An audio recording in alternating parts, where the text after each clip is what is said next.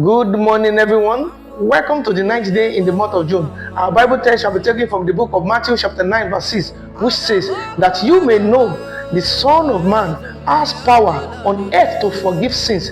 Then he said to the paralytic, "Arise, take up your bed, and go to your house. I decree upon you that the Lord will have mercy upon you and forgive your shortcoming in the name of Jesus." I decree everyone going through physical pain or sickness are set free in the name of Jesus. I decree that you shall never bury anyone young in your family in the name of Jesus. I decree everyone suffering from barrenness, I decree receive fruitfulness in the name of Jesus. I decree that today your healing and testimony is permanent in the name of Jesus. So shall it be in the name of Jesus. In Jesus' mighty name we are praying. Amen, amen, amen. Shalom.